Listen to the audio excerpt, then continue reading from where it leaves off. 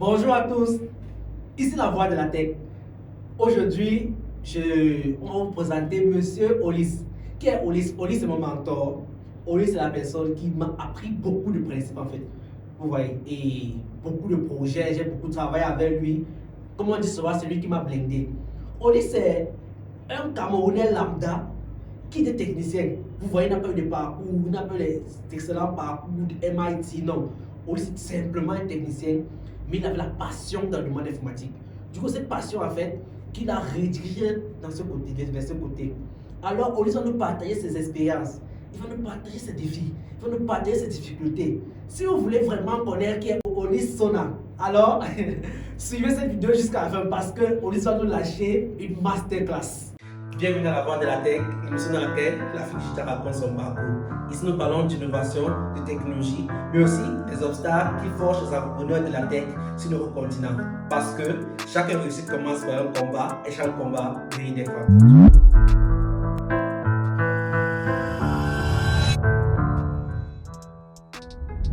Bonjour à tous, bonjour, ici c'est encore la voix de la tech. Nous recevons aujourd'hui M. Olis Sona. Qui est donc ce Olis Sona? Olis Sona est mon formateur en programmation Flutter. J'ai donc voulu en fait qu'il vienne partager son expérience, son parcours, ses échecs pour qu'il puisse en fait encourager la nouvelle génération. Monsieur Olis Sona, est-ce que vous pouvez vous présenter devant des milliards de Camerounais? Merci Chris. Alors, moi c'est Sona Joseph Olis Bright. Sur les réseaux sociaux, c'est Olis Sona. Je suis ingénieur en informatique spécialisé dans le développement des applications mobiles, principalement sur le Flutter. Et aujourd'hui, je suis développeur Flutter chez Niako Cameroun. D'accord. Monsieur Olis Sona, est-ce que vous pouvez nous dire qu'est-ce qui vous a motivé à entrer dans le monde de la programmation que beaucoup de personnes fuient en fait?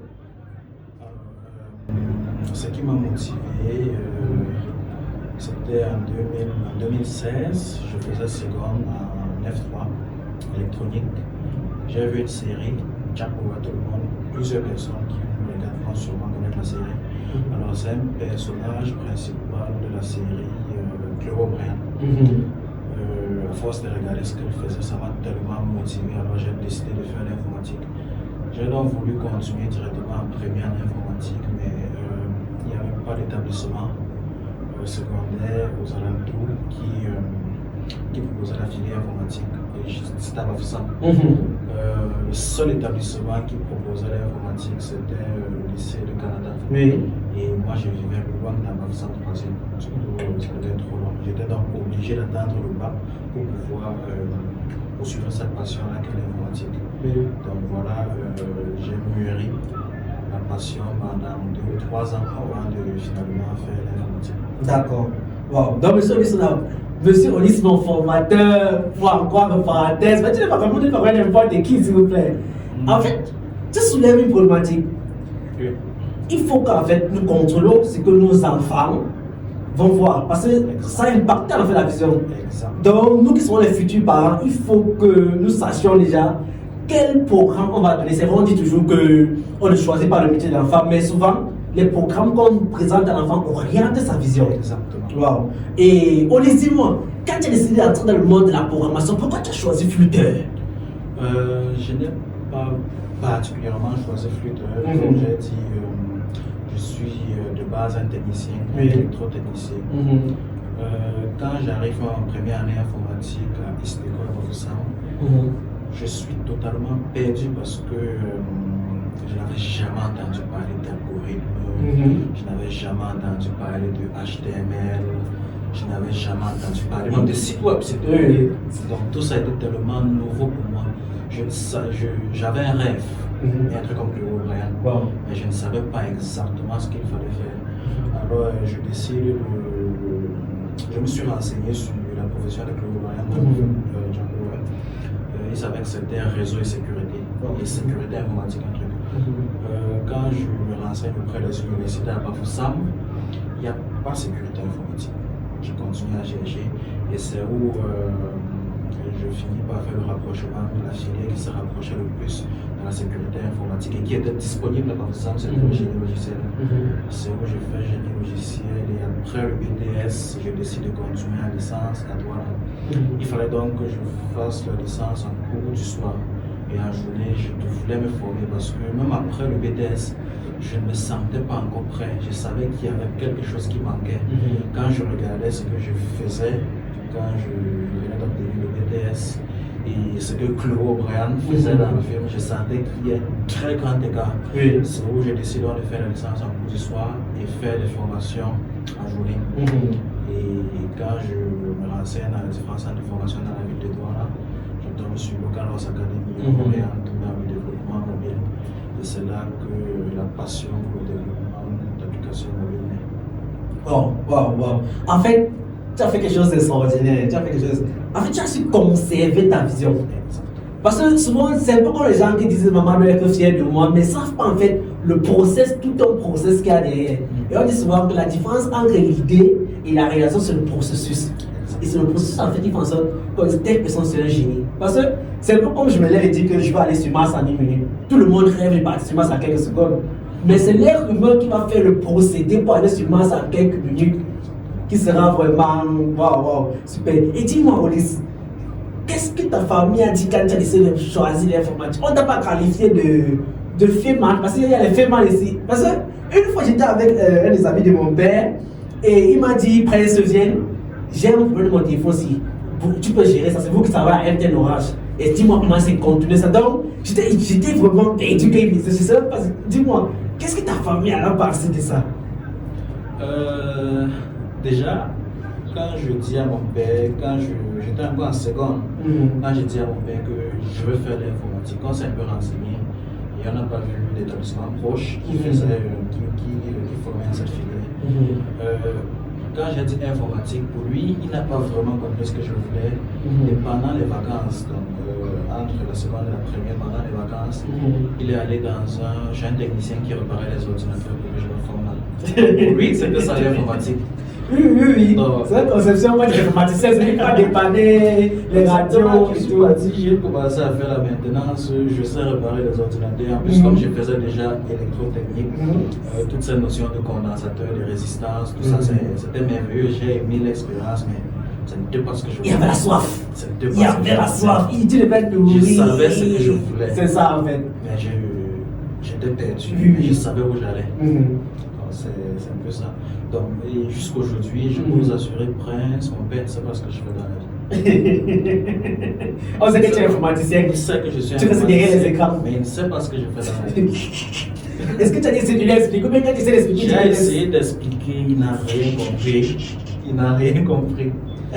Pour lui, quand je dis je suis informaticien, ça veut dire réparer le DVD, c'est ça, le téléphone, tout ce qui a trait à l'informatique en général.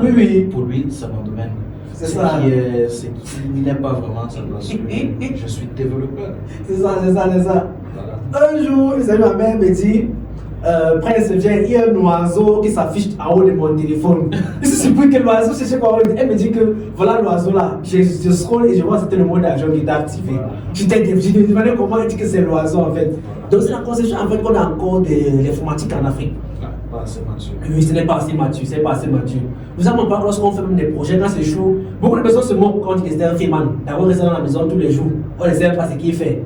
Ils sont les gens dangereux en fait. D'accord. Et dis-moi, Ulysse, quelles étaient tes difficultés? Qu'est-ce que tu as comme difficulté? La difficulté, à quel niveau? Dans le processus? Dans le processus. La difficulté dans le processus, comme j'ai énuméré tout à l'heure, après le bac, je n'avais jamais entendu parler d'algorithme, HTML, tout ça était tellement nouveau pour moi. Après même le bac, je n'avais jamais entendu parler de site web. Si, mais je ne savais vraiment pas ce que c'était. Ça a été un changement très brusque. J'ai su m'adapter et c'est vrai que j'ai eu des difficultés dans le processus. Les difficultés n'étaient pas... j'ai oublié parce que ce n'était pas des difficultés majeures, tu vois. Ce n'était pas des difficultés majeures parce que j'ai travaillé constamment. Je me rappelle encore, entre 2022 Et disons 2024, je n'ai pas fait une seule nuit sans coller. Wow. Attends. Hein? Je n'ai pas fait une seule nuit sans coller. Donc, c'était dur, j'ai passé des nuits et des nuits à essayer de résoudre un problème. Aujourd'hui, je ne me rappelle plus, mais je sais que j'ai galéré. Mais ça n'a pas vraiment été, ça n'est pas vraiment si compliqué parce que j'ai gardé la constance. Oui, c'est ça en fait. Waouh. Ulysse, tu as fait quelque chose, je ne sais pas s'il peut faire ça. Moi, quand le problème me tape, je dis toujours que ma vie avant le coup du tel, je n'ai pas dormi. Et je sais que je procrastine extrêmement. Je vais commencer, je dis toujours, je vais chercher un documentaire qui disait en fait le type d'intelligence. C'est-à-dire que quand j'ai commencé à comprendre les concepts, au début ça me passe en fait. Je suis boosté à fond. Et je commence à comprendre les concepts, je commence à m'ennuyer. Je commence à désapprendre, je casse les rythmes et tout. Ouais. Chez moi, c'est un peu différent. Aujourd'hui, puisque j'ai formé plusieurs personnes aujourd'hui, aujourd'hui, eux me voient comme un senior, mais parfois je me demande pourquoi ils me voient comme un senior. Parce que quand je regarde le nombre de trucs, de choses que je dois encore apprendre, je me dis, mais je suis novice. Mais Ulysse, tu es mon seigneur. Tu veux que les gens, tu es mon seigneur, tu es le pape. Il y a tellement de trucs que je ne connais pas encore quand j'essaie de regarder. Et là, s'il te plaît, je ne parle pas du développement général, je reste peut-être la spécialisation Flutter. Quand je regarde en Flutter, il y a tellement de trucs que j'ai encore à apprendre. Donc. C'est pas comme ce que tu as dit, je comprends, en fait, je comprends, mais devant quelqu'un que tu as formé, quand il te voit, tu vois, par exemple, comme il te voit, il me dit toujours que. Au départ, je me dis que quand il va apprendre, il avait dit quand on se formait en gauche à Intec, il disait toujours que au lycée, tu vas pendant 2 années dépassé. Mais c'est quand tu es dans le domaine, tu comprends. Pendant que tu apprends, celui qui connaît plus que toi apprend plus vite. Donc, logiquement, en fait, quand il te voit, c'est pas, tu vas me dire, c'est vrai, c'est l'humilité, c'est vrai, mais tu es mon seigneur, ou bien c'est ça, non? On peut dire, mais il y a tellement à apprendre. Et Oli, dis-moi, quelles étaient les étapes clés dans ton processus? Comment tu as su te dire que bon, là, je commence à voir par telle chose, ensuite tu commences à voir par telle. Parce que beaucoup de personnes nous contactent souvent, même quand nous contactons, parfois je suis formateur, me disent que, Monsieur Prince, on se lance dans la formation, mais on ne sait pas par quoi commencer. Alors, par rapport à ça, Prince, je dois avouer que j'ai eu la chance. J'ai eu la chance d'avoir un mentor, grâce à Loïc. Parce que, comme j'ai énuméré tout à l'heure, après le BTS, je ne me sentais pas prêt. Quand je regardais où je voulais arriver, et je regardais ce que je savais déjà, je voyais un très grand écart. La distance était encore très longue. Et c'est même la raison qui me fait quitter le Bafoussam pour voir. Quand je décide de faire la licence en cours d'histoire et me former en journée, c'est où je tombe sur Loïc et il me prend sur son aile. Après la formation à Local House Academy, c'est où il ouvre également un tech service, il me prend sur son aile et on commence à travailler. Il m'a rapidement inclus dans les projets professionnels. Donc, on ne s'est pas limité à faire les simples tutoriels, etc. Il m'a directement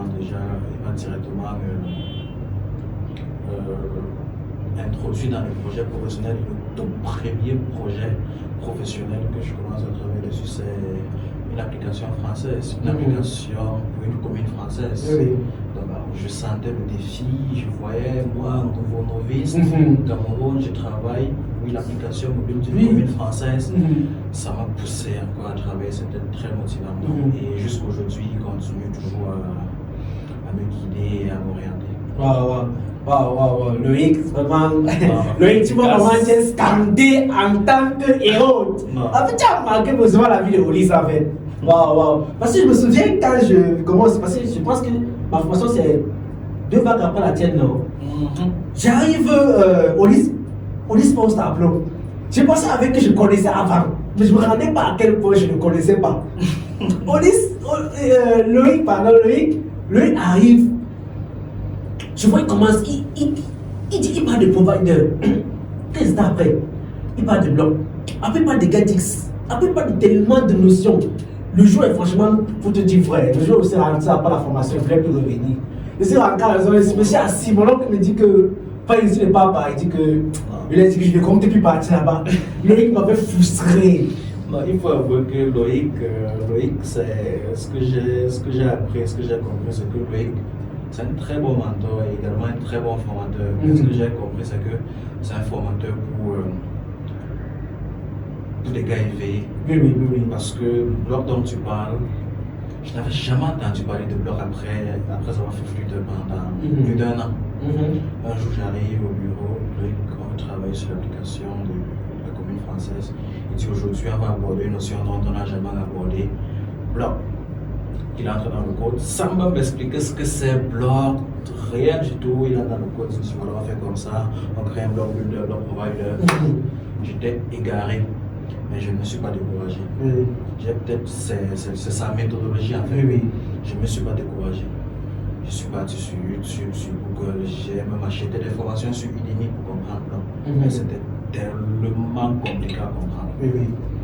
Et à force de travailler, la constance. C'est ça. Je ne me suis pas découragé. À force de travailler, retravailler, j'ai appris Bloc avec le BIC. Comment expliquer? Je suis perdu avec le BIC. J'ai appris Bloc avec le BIC. Tu écrivais les blocs sur le papier? Non. Explique. Je n'écrivais pas de blocs sur le papier, comment dire, il fallait comprendre le principe. Le principe de fonctionnement, pas de bloc, mais du state management en général. L'état, c'est quoi l'état? C'est quoi l'état, c'est quoi l'événement, c'est quoi tout ça, c'est quoi l'UA et tout ça. Et je suis tombé sur une formation sur YouTube, le nom du formateur sur YouTube c'est Flattery. Je pense que jusqu'à aujourd'hui, bien que la formation est obsolète, bon, c'est pas la formation qui est obsolète, mais la version de blog dans la formation est obsolète, mais ça reste de loin la meilleure formation de blog sur YouTube aujourd'hui. C'est grâce à cette formation que j'ai compris le principe et à chaque fois qu'il disait que il parlait d'état, d'événements, je mettais ça sur le papier, je le répétais parce que plusieurs personnes, même depuis l'école, depuis la première terminale, ma méthodologie d'apprendre par exemple, si je te dis que j'ai retenu une définition, c'est parce que j'ai écrit la définition sur un format, même 50 fois, et j'ai récité 50 fois.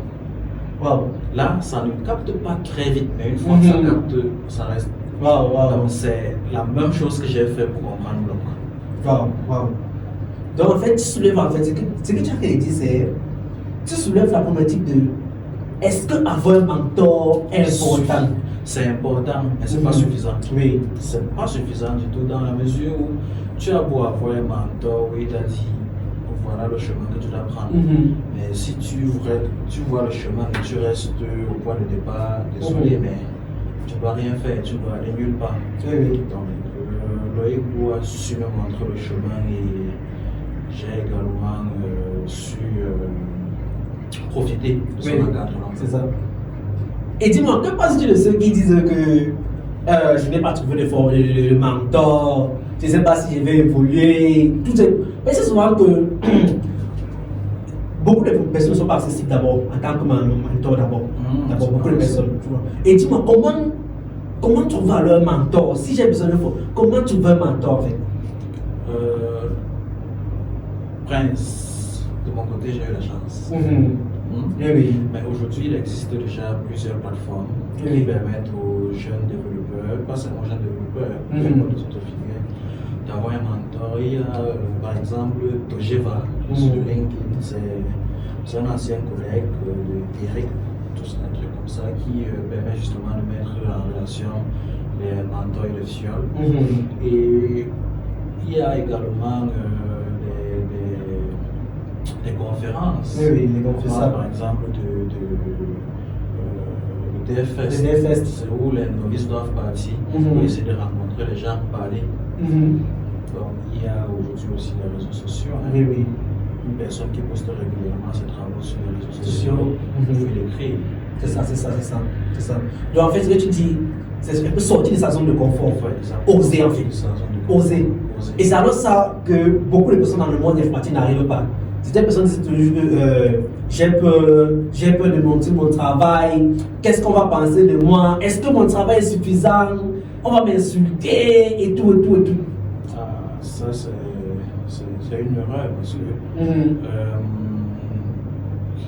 la logique que Loïc par exemple m'a inculquée depuis le tout début, c'était que le code doit être simple, ça doit être le plus simple possible de l'enceinte que même un novice, à partir du moment où il connaît déjà un peu le truc, quand il arrive devant le code, il doit comprendre, peu importe la difficulté de la fonctionnalité, ça doit être écrit de la façon la plus simple possible de la sorte que tout le monde puisse comprendre le code.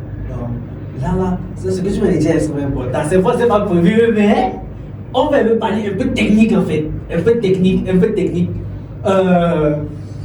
fait, quelles sont les qualités d'un bon code en fait? Parce que j'ai travaillé avec un développeur qui disait que viens, par exemple, il dit par exemple, presse, viens le code, si tu comprends, c'est que ça va, si tu comprends pas. En fait, est-ce qu'un code doit être facile à comprendre ou bien un code doit être simple? C'est quoi la différence entre facile à comprendre et simple? Parce qu'en fait, on dit souvent dans le monde de l'UX design, n'est-ce pas? Faire quelque chose de simple, c'est souvent compliqué. Parce que, par exemple, ça peut-être que je vais parler un peu technique, n'est-ce pas? Il faut peut-être pas une boucle qui va peut-être récupérer un élément. Peut-être un profane peut venir utiliser la boucle classique, utiliser le i pour récupérer l'index et tout pour manipuler, n'est-ce pas? Et l'autre vient plutôt dire que forward, peut-être un élément, il manipule en fait. Ok, je vois. Donc, pour moi, la qualité d'un bon code, c'est un code qui doit, dans un premier temps, être. Puisque on écrit le code qui C'est ça. pour l'utilisateur, il faut d'abord un truc fonctionnel. À partir du moment où l'utilisateur apprécie, on pourra revenir optimiser le code plus tard. Maintenant, s'il faut parler du code proprement dit, à partir du moment où l'utilisateur apprécie déjà le truc, c'est que le code va être simple à comprendre. C'est ça. Que tu sois un expert, que tu sois un novice, quand tu arrives devant le code, tu dois comprendre le code. Ça, c'est le premier élément. À côté de ça, maintenant, il doit avoir la gestion, la performance. Par exemple, tu as pris là tout à l'heure l'exemple d'une boucle for et d'une boucle for each. Maintenant, il va falloir réfléchir pour voir, mais entre une boucle for et une boucle for each, quel est le plus performant, quel est adapté dans ce contexte. Et ça, c'est dans un second temps. Dans un premier temps, ça doit être facile à comprendre, lisible. Waouh. Et dis-moi, dis-moi alors maintenant, tu as eu l'audace de te lancer, n'est-ce pas? Yes. Tu as eu l'audace de te lancer. En fait, tu as su avoir une vision, tu as cultivé ta vision en fait. Tu as entretenu ta vision pendant ce qu'elle émerge, n'est-ce pas? Dis-moi maintenant, qu'est-ce que tu peux conseiller à un jeune qui souhaite se lancer dans le monde informatique aujourd'hui? Dans le monde informatique, c'est un peu vaste, mais s'il faut parler dans le monde du développement, tout jeune ou alors novices qui se sont déjà lancés et qui veulent vraiment évoluer, le seul, il y en a plusieurs d'ailleurs, le seul conseil que moi je vais donner d'ailleurs en tant que formateur en développement d'applications mobiles, c'est que la constance vaut mieux que l'intensité. Ça ne sert à rien par exemple de travailler de minuit à 6 heures aujourd'hui et revenir travailler après 4 jours. C'est ça en fait. Ça ne sert à rien. Vaut mieux travailler par exemple 30 minutes chaque jour que de travailler 6 heures une fois après chaque une semaine. Donc la constance est mieux que l'intensité. Vous devez travailler constamment parce que c'est ça qui permet de s'habituer au cours une mémoire en fait. Là, tu sais que mon procès de premier m'avait dit, M. Diffus m'avait dit, un jour il m'avait dit, Prince, il faut au niveau 1. Il m'a dit, est-ce que tu codes à quoi en flûte? C'est quand il m'a dit, en flûte, une machine qu'on ne connaît pas. Il dit que monsieur, j'ai arrêté de coder en flûte et tout. Il me dit que pourquoi? Il dit que bon, j'ai pas le temps et tout. Il me dit que non. L'essentiel quand même, c'est de coder. Même si tu donnes chaque jour 30 minutes. Même si ça ne donne pas, il faut coder. C'est ça en fait. Il faut coder. C'est ça. Mais ça, il faut coder, c'est. Parce que de nos jours, il y a tellement de choses. Il y a TikTok. Tu sais comment, quand tu as TikTok, c'est. Le sourire peut te déchirer. Je n'ai pas TikTok dans mon téléphone. Ok. Je n'ai pas TikTok dans mon téléphone. Pourquoi? Parce que j'avais installé TikTok j'ai compris à quel point TikTok pouvait égarer les gens. Oui. J'avais installé TikTok, ça devrait être en 2023, je pense. J'ai passé tout un week-end, pourtant j'avais des choses à faire. J'ai passé tout un week-end à scroller sur TikTok, samedi et dimanche. C'est le lundi que je me dis, mais qu'est-ce que je fais? Le week-end, normalement, que je dois profiter pour rattraper les retards de la semaine, je perds depuis j'ai désinstallé TikTok. Je vois. Jusqu'aujourd'hui, je n'ai plus TikTok dans mon Je vois. Donc, je vois qu'en fait, tu es beaucoup addictif, en fait. Tu es le genre, en fait, tu t'as. Ouais, je tombe très rapidement. Au moins, quand tu tombes, tu arrives à te relever. Ouais. Ces personnes glissent. Parce que bon, pourquoi se relever avec? Je suis tombé 2 jours. J'ai dit, ok, c'est bon. Waouh. Dis-moi alors, et Olis, le monde évolue extrêmement. On a vu comment de 2015 à 2025, tellement de choses ont changé. Tesla est apparu. Tesla fait une révolution industrielle. OpenAI, franchement, ils font des choses extraordinaires. Qu'est-ce que tu penses de ce changement du monde en fait? Qu'est-ce que tu penses de ça? Bon, par rapport à cette question, je pense que ça nous donne tellement d'opportunités. C'est vrai qu'il y a beaucoup de travail, des filières qui vont disparaître. Mais pour nous, les développeurs, ça nous donne tellement d'opportunités parce que le code, par exemple, ou alors une application avant, je pouvais développer en 3 mois. Aujourd'hui, je peux faire ça en 2 semaines, voire même 1 semaine. Il y a d'autres qui peuvent le faire en moins d'1 semaine. Mais oui, ça veut dire quoi? Ça veut dire qu'on peut tellement faire. Oui. Il y a tellement d'opportunités. En plus, nous sommes en Afrique. Il y a tellement de choses qui doivent être encore informatisées. Prince, je dois te dire, nous sommes samedi. Oui. Mercredi, j'étais à l'ouest et en rentrant de l'ouest de Bafoussam, j'ai pris le personnel. La personne n'avait jamais fait la route de l'ouest de Bafoussam en passant par Djank. Et il avait une très belle voiture personnelle, il pouvait normalement faire même 4 heures de temps, mais on a fait 7 heures de temps. Pourquoi? Parce qu'il roulait lentement, il avait peur des dos. C'est ça. Directement dans la voiture, je me dis, voilà une idée d'application. Faire une base de données, des données par exemple sur un chemin, et informatiser ça dans une application de telle enseigne que lorsqu'un chauffeur est mauvais sur une route, il n'a qu'à poser son téléphone devant là, et à chaque fois qu'il est à, disons quoi, 550 mètres d'une dollar, que l'application signale. Mais là, c'est que maintenant, il y a tellement d'opportunités. C'est vrai quand même, ça c'est vrai. Ça nous sauve. Mais le point avec Diaz, c'est que ça c'est que les gens disent en fait, ça va supprimer beaucoup le boulot, n'est-ce pas? Et maintenant, donc, tu conseilles de ramer, de suivre le courant ou bien de ramer à contre-courant? Il faut suivre le courant. Il faut suivre le courant. Parce que il faut évoluer. Je me souviens qu'une fois j'ai fait un post LinkedIn qui disait que bientôt en fait la hype sera de j'ai connaissance d'intelligence artificielle. Parce que l'intelligence artificielle, ça c'est mon expérience personnelle en fait. Je suis aussi développeur, non. Tu vois, tu codes et tu rencontres une fonctionnalité que tu pouvais faire toi-même. Tu as cultivé l'habitude de partir taper ça en intelligence artificielle, tu as pu faire partir générer, taper le prompt, générer, tu as coupé, tu as collé, remodifier comme tu veux. Donc en fait, ça a cultivé une sorte de paresse en moi. Tu vois. Et je me dis en fait que c'est pas possible. Désolé de te couper, Prince. Ça a cultivé une sorte de paresse en toi, c'est justement ça le but, non? En fait, est-ce que la fonctionnalité que l'IA a générée, tu ne pouvais pas coder toi-même? Je peux le coder moi-même. À partir du moment où l'IA génère et que toi-même tu peux également écrire le code que l'IA a généré, ça va. C'est juste un outil. Ça doit être comme ton coéquipier qui te permet d'aller plus vite. D'accord. La fonctionnalité que tu développes normalement en une journée avec l'IA, tu développes ça en 5 minutes. Voilà, tu es en train de dire en fait que on ne doit pas copier un code, en fait, implémenter un code qu'on n'a pas compris en fait. Ça c'est moi en tant que professionnel. Oui. Aujourd'hui je suis professionnel. Je peux copier un code que je n'ai pas compris à partir du moment où ça fonctionne. Je peux peut-être chercher à comprendre. Mais s'il n'y a pas le temps, je cherche à comprendre pourquoi.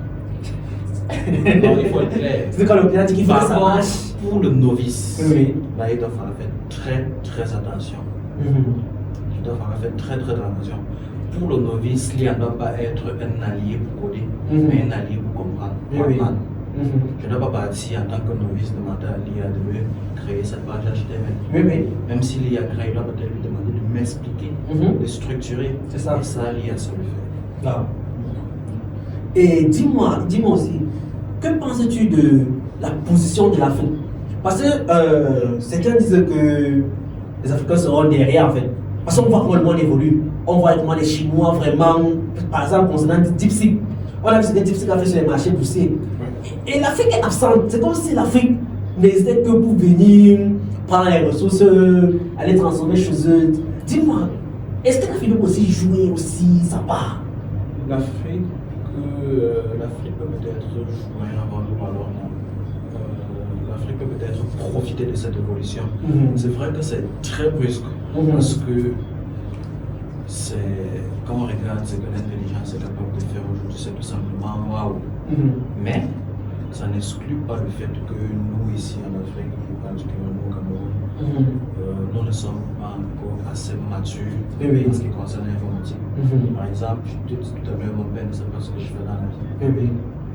Tu vois, nous ne sommes pas encore assez matures et c'est tellement en train d'évoluer de l'autre côté. Du coup, nous, on peut tout simplement profiter.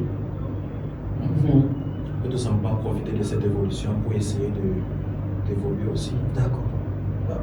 Parce que on voit, j'ai même sur YouTube, je vois qu'en Afrique de l'Ouest ça bouge. Il y a tellement de choses, mais l'Afrique centrale, c'est comme si l'Afrique centrale.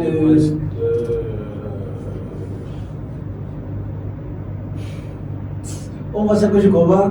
Au Nigeria, ils font les levées de fonds, ils font des choses extraordinaires. Par exemple, la Zone Jam aussi, en Côte d'Ivoire, ils font des levées de fonds en cas aussi. Tellement, c'est comme si en fait, on est tous dans deux mondes. Pourtant, c'est l'Afrique francophone. On dit souvent que généralement. Là, tu entres dans la politique. La politique. Non, pourquoi? Tu crois que en Côte d'Ivoire, les gens qui font les levées de fonds là, c'est parce que le pays, c'est un pays normal. Le processus administratif, ça facilite, ça permet aux entrepreneurs justement de pouvoir facilement lever des fonds, ce qui n'est pas le cas au Cameroun. Par exemple. Donc, là, c'est lié à un peu politique. Donc, c'est au pays de changer, c'est pas à nous. C'est le pays, c'est au gouvernement qui doit faciliter le processus administratif pour permettre aux entreprises africaines ou alors aux entreprises camerounaises de lever des fonds. Mais est-ce que chaque fois le fait de passer considérons, est-ce que le fait de chaque fois de mettre la faute sur c'est l'État qui doit, c'est l'État qui doit, ne nous met pas des systèmes d'accusateurs un peu? Si, ça nous met dans cette position d'accusateur, mais chez nous les informaticiens, c'est pas vraiment le cas parce que je me rappelle par exemple, désolé, je vais prendre par exemple l'exemple sur l'entretien de Maurice Kamto avec les entrepreneurs de la tech, où Maurice Kamto a posé la question à un entrepreneur de la tech, je me souviens plus qui, à savoir ce que nous, les entrepreneurs de la tech, on a besoin, si on a besoin d'argent pour pouvoir faire développer les choses au pays, et l'entrepreneur a répondu qu'on n'a pas besoin d'argent. Nous, on a besoin d'électricité. On a besoin d'une bonne qualité de connexion et on a besoin que le processus administratif soit un peu plus normal. Facile en fait, pas trop pas compliqué. Facile, normal. Ça va être logique, pas comme c'est le cas aujourd'hui. Donc c'est ça. D'autres filières peuvent peut-être, dans d'autres domaines, ils peuvent peut-être accuser l'État, et avec raison, mais nous, on doit peut-être accuser l'État dans le cas où on n'a pas une bonne qualité de connexion. Oui, c'est vrai. On n'a pas une bonne qualité d'électricité. Ça, c'est également vrai. Mais on va dire qu'il y a les groupes électrogènes. On va dire qu'il y a les groupes électrogènes. Parce qu'il y a les groupes électrogènes, c'est la seule entreprise, c'est les seuls développeurs, vous fâchez les groupes électrogènes, ou bien dans la seule forme de, comme on dit souvent chez nous, de cap. De cap. Bon, et dis-moi alors, Maurice, quelle est la difficulté que tu as depuis que tu es développeur informatique, depuis que tu travailles? J'ai eu tellement de difficultés, Prince. Et peut-être je ne me rappelle pas. Mais je sais que j'ai eu des difficultés. Par contre, il y a une difficulté que j'ai déjà eue et qui jusqu'aujourd'hui me hante parfois un peu. J'étais encore développeur, j'étais junior, je travaillais pour le compte d'une entreprise entreprises françaises. On développait une application de e-commerce à destination des CSE, application de e-commerce en commande groupée. Vu que le projet, il fallait livrer ça en moins d'1 mois, le boss de l'entreprise a opté pour prendre un template. Vu que le site web c'était avec PrestaShop, il a donc opté pour prendre un template Fluxtor. Je ne sais pas si, je pense que la plupart des développeurs Flutter qui vont regarder cette vidéo vont forcément comprendre. PrestaShop c'est un template qui permet justement d'avoir une application mobile à partir du moment où vous avez peut-être un site PrestaShop, un site Shopify ou Commerce ou tous les trucs pareils. Et plus tard, 2 semaines plus tard, on s'est rendu compte que ça n'était pas adapté.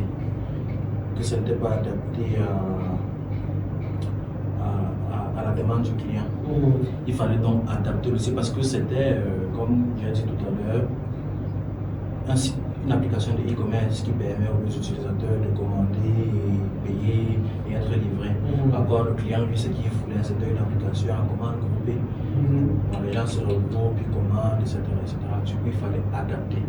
Et j'étais encore novice, je venais à peine d'avoir 1 an d'expérience. Et c'était galère presque parce que je venais là d'entrer dans une application qui a été développée pour se connecter sur les sites comme PrestaShop, Shopify, WooCommerce, etc., etc. Donc le code était tellement touffu, je ne comprenais rien. Il fallait justement améliorer ce code-là pour que ça supporte la demande du client. J'ai galéré, j'ai même failli démissionner, Prince. Pourquoi ne me traite pas d'incompétent? J'ai écrit une lettre. Tu voulais fuir? Oui. À l'honneur, comment tu as fui à Néo? J'ai voulu démissionner, j'ai écrit la lettre, j'ai même voulu envoyer. Après, j'ai dit que je vais essayer quelque chose. J'ai contacté un soi-disant développeur qui me disait qu'il a l'expérience avec Fluxtor, justement, qui viennent m'aider à résoudre le problème. Je l'ai encore 2 jours et en 2 jours, il n'a rien pu faire. J'ai dit, je démissionne même comme ça, que je le fais comment. Je démissionne que je vais commencer où j'ai pris mon mal en patience. J'avais payé un abonnement à la salle de sport et je n'étais jamais allé faire le sport. Je suis donc allé au cœur là, j'ai fait le sport et après je suis allé au restaurant.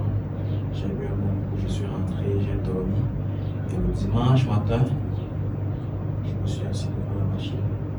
J'ai dit, toi et moi aujourd'hui. Et le prince, c'était un problème de 5 minutes.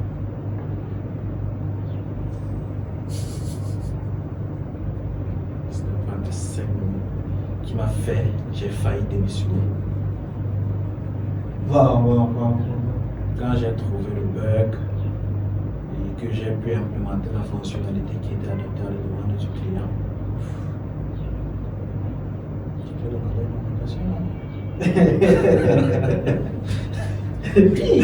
Tu t'es senti? Non, parce que l'évolution, ce problème que j'ai résolu en 5 minutes, ça m'a fait, j'ai senti une évolution dans ce laps de temps.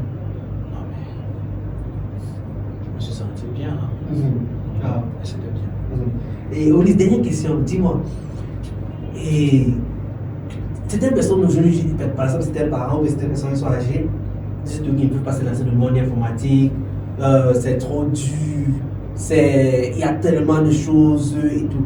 Dis-moi un peu, qu'est-ce que tu conseilles à une personne déjà qui veut faire une. Parce que tu as fait, c'est comme si on appelle ça quoi? Transition, non? Tu as quitté un domaine à un autre domaine. Oui. Que conseillerais-tu à quelqu'un, par exemple, qui fait dans un domaine X, peut-être la maçonnerie, et qui veut avancer le monde informatique? Si quelqu'un fait la maçonnerie, même pas s'il fait la maçonnerie, toute personne qui veut entrer dans le monde informatique, je peux les assurer que c'est l'une des meilleures décisions qu'ils sont en train de prendre parce que l'informatique c'est quoi? C'est l'une des meilleures filières, ça c'est selon moi bien sûr, c'est l'une des meilleures filières. Pourquoi? Parce que c'est un domaine dans lequel on peut travailler dans n'importe quelle entreprise, que ce soit une entreprise de BTP, que ce soit une entreprise commerciale, que ce soit une entreprise fintech, que ce soit la banque, peu importe le domaine, l'informatique intervient. Et aujourd'hui, c'est très courant. Donc, pour une personne qui veut faire l'informatique, je peux l'assurer que c'est une très bonne décision. Mais maintenant, s'il veut réussir, ça va dépendre entièrement de lui. Il va falloir qu'il travaille de façon, attention, de façon constante. Ça ne sert à rien de travailler un mois, faire 2 mois, avant de revenir travailler. Non. Tu rappelles, tu as un mois où tu as travaillé. Tu dois travailler constamment, même si c'est 5 minutes par jour. Ça doit être de façon constante. C'est de cette façon qu'il va s'en sortir. Et aussi l'informatique, particulièrement le développement, c'est également l'une des meilleures filières pour moi, dans la mesure où aujourd'hui nous sommes en Afrique. J'ai déjà travaillé pour les entreprises françaises, j'ai déjà travaillé pour les communes françaises, j'ai déjà travaillé pour les entreprises américaines, étant au Cameroun, tu vois. Et il y en a d'autres, il y a d'autres Camerounais, il y a d'autres développeurs que je connais qui sont ici au Cameroun, qui travaillent pour des entreprises françaises et qui ont les salaires des Français. Voilà, par exemple. On va voir même un ministre ne peut pas avoir son niveau. Je suis désolé. Un ministre, en fait, on connaît le pays. Légalement, on ne peut pas avoir Un ministre normal. Voilà, c'est un bon ministre. Un bon ministre bien précisé. Un bon ministre. Parce qu'on parle de quelqu'un qui peut potentiellement faire 3 balles, 4 balles au moins. Wow. Oui. Wow. Donc, j'espère que j'aurai peut-être un jour la chance d'avoir un tel contrat. Oui, d'accéder au Saint Graal. Au sein à la coupe de vie. Donc c'est une très bonne filière. Et même pas seulement pour ça, c'est également un domaine où les salaires, c'est vrai que les gens vont beaucoup trop parler, mais c'est un domaine où on paye quand même bien. Par exemple, on va payer un développeur junior de 150 000 le mois, c'est pas petit. Hein. Nous sommes au Cameroun, attention. C'est pas petit, Prince. Mais c'est pas petit, c'est pas petit. Qu'est-ce que c'est pas petit? Ouais, mais un junior, attention. Mais tu connais comment les entreprises exploitent ici. Il faut qu'on s'en frappe. Il faut qu'on s'en frappe. Moi, j'ai commencé avec 50 000. Moi-même, j'ai commencé avec moins de 50 000. Et il me souvient un jour que pas moi, le monsieur demande pour qu'il me paye, c'était après 6 mois. Et je sais pas quand le monsieur me dit que tu ne peux pas marcher. Tu te plains que tu veux travailler à pied. Moi, il dit qu'il faut canter en Guayaquil. Il me raconte combien il marchait, comment à l'université il faisait master, même si il n'a pas eu. En fait, c'est ça. Mais c'est vrai, les entrepreneurs ou les entreprises camerounaises exploitent, mais l'informatique, c'est le domaine par excellence de l'entrepreneuriat. Parce que moi au lycée, j'ai commencé avec un salaire de 50 000 francs. Et le jour, j'ai demandé au patron, et il me paye 50 000 francs. Afin que je finisse faire 6 mois avec lui. Il n'est pas l'intention de me payer. Dis-moi, et est-ce que c'est facile à faire? 50 000, imagine, c'est 50 000, mais il faut que je l'avoue, à l'époque, j'étais étudiant. Et 50 000 francs, préparable, c'était pas. Mais après, c'est vrai que les entrepreneurs, voilà, les entreprises camerounaises exploitent, c'est vrai, mais l'informatique, je vais dire que c'est l'un des domaines en compétence de l'entrepreneuriat. Avec un informaticien qui ne maîtrise que son code, qui est capable de développer une application plus rapidement dans un produit qui pèse. C'est vrai que ce n'est pas toujours facile, mais à partir du moment où il a une bonne idée et qu'il a bien commercialisé son truc, c'est parti pour partir. C'est parti. Comment dire en Cameroun, c'est parti pour partir. Il n'y a plus de front. Voilà. C'est ça. C'est vrai qu'on exploite, mais il y a aussi des entreprises qui payent. Et il faut un développeur qui est au Cameroun n'est pas obligé de travailler pour les entreprises ou les entrepreneurs camerounais. Il y a tellement de sites aujourd'hui qui permettent aux développeurs d'avoir des contrats en freelance dans des pays en France, en Inde, en île Maurice, aux États-Unis. Moi, particulièrement, je n'avais que 1 an d'expérience et j'ai commencé à travailler sur des projets français, sur des projets américains. Et ça, c'est aussi grâce à mes mentors et à certains de mes étudiants, parce que Prince, je ne dois pas te mentir, sur 90% des projets où j'ai participé, ça n'a été que des recommandations. Prince, je n'ai jamais postulé. mon CV dans une entreprise, on va contacter sur la salle ici. Je dis jamais. Non, il faut que je sois clair. Je n'ai jamais postulé dans une entreprise et on m'a recruté. J'ai déjà travaillé dans de grandes entreprises, j'ai participé sur des projets de grandes envergures et ça n'a été que des recommandations. Les recommandations de mes mentors et les recommandations de mes étudiants. Voilà. Tu vois. Donc en fait, ton rôle de formateur te coupe les portes en fait. D'où l'importance d'être un très bon formateur. J'ai compris ça plus tard en fait. D'être un très bon formateur. Ouais, j'aime partager. Parce qu'on dit toujours que il y a eu un mot qui circule, qui est populaire comme moi. Est-ce que tu connais qui je suis?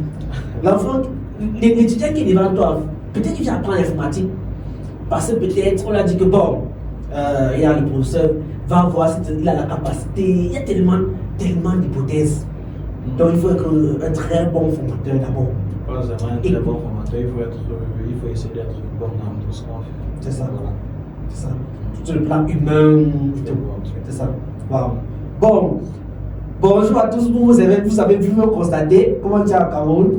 Olis, qui est mon formateur, vient de lâcher une masterclass dans laquelle il parle de persévérance, dans laquelle il parle des défis qu'il a rencontrés, parce qu'au Cameroun, surtout en Afrique, être développeur, c'est pas facile.